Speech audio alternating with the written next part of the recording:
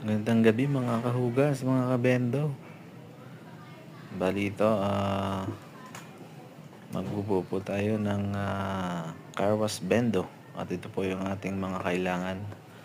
Bali yan, meron po tayong metal box, Allen timer, cams lock,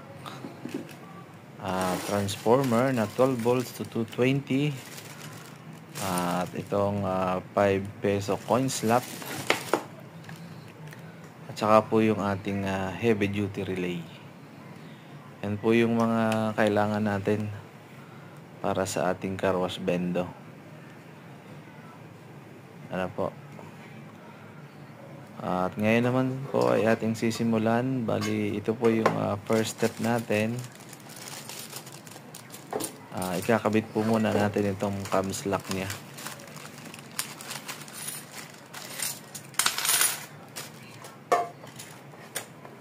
Ayan, bali, ayan, ganito po ang pagkakabit niya, mga kahugas, kabendo.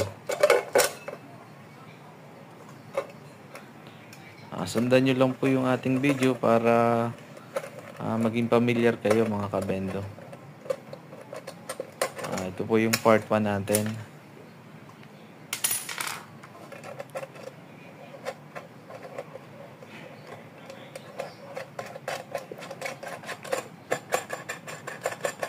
Bali, konting tutorial lang po ito para sa may mga business na car wash bendo.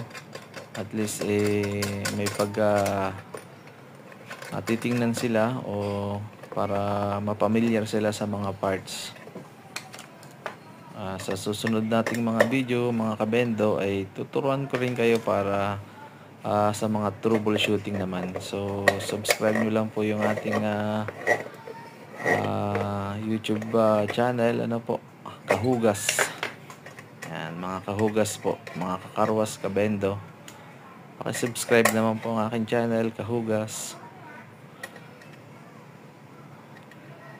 Makikita nyo naman po kung paano maglagay ng cams lock sa metal casing na car wash bendo.